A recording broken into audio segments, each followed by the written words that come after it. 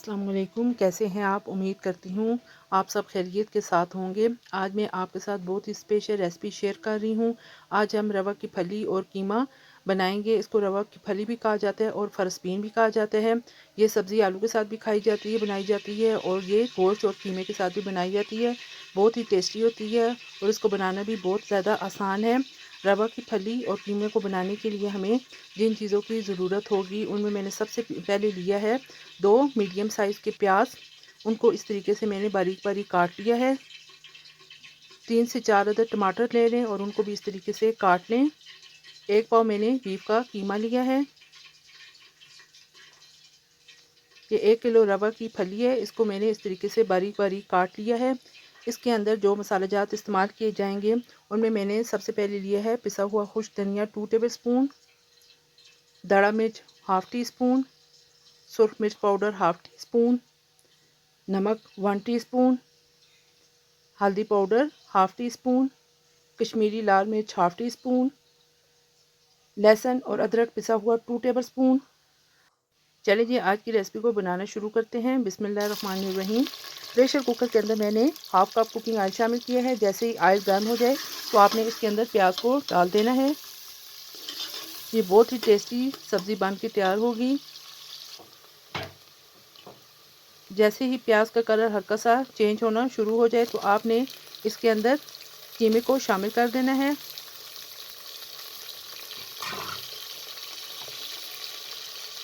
साथ में लहसुन अदरक भी डाल दें। कीमे को आपने इतनी देर फ्राई करना है कि इसका जो कलर है वो चेंज हो जाए। फ्राई करने से जो कीमे की महक होती है वो ख़त्म हो जाती है। ये देखिए कीमे का कलर चेंज हो चुका है।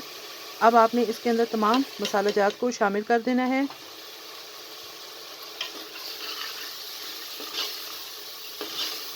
मसाले भी डालकर आपने 1 से 2 मिनट तक अच्छे तरीके से इसे फ्राई कर लेना है ताकि मसालों का अच्छा सा कलर आ जाए। अब आप इसके अंदर टमाटर को शामिल कर दें।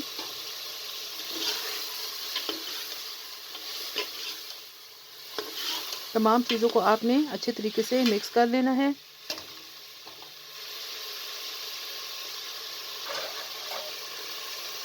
और 1/4 कप पानी का शामिल कर दें ताकि टमाटर भी अच्छे तरीके से गल जाए। अच्छे तरीके से आपने तमाम चीज़ों को मिक्स कर लेना है। फ्लेम को आपने मीडियम ही रखना है और इसे कवर कर दें। ये देखिए तकरीबन 5 मिनट गुजर चुके हैं। कीमा और टमाटर अच्छे तरीके से हमने भून लिए हैं। अब आपने इसके अंदर फ्रसबीन को शामिल कर देना है।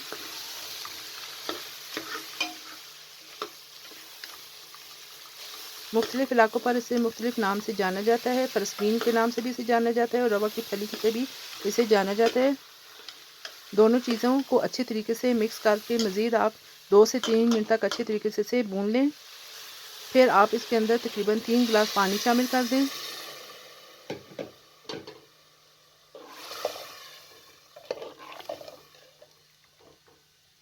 और 10 मिनट के लिए कुकर का ढक्कन बंद करके इसे प्रेशर लगा दें।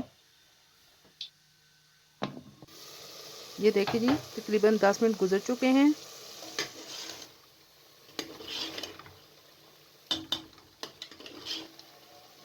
और हमारा सालन जो है वो तकरीबन रेडी हो चुका है। आप चाहे तो इसके अंदर हल्की सी ग्रेवी भी रख सकते हैं, लेकिन ये इस तरीके से ज़्यादा अच्छा लगता है खाने में। हाफ़ टी स्पून पिसा हुआ गरम मसाला डाल दें और 2 से 3 अदद सब्ज़ मिर्चें इस तरीके से कटी हुई डाल दें। मैं आपको डिश आउट करके दिखाती हूँ। ये देखिए जी आप देख सकते हैं रवा की फली और कीमे का मज़ेदार सालन तैयार हो चुका है। इतनी अच्छी खुशबू आ रही है कि मैं आपको बता नहीं सकती।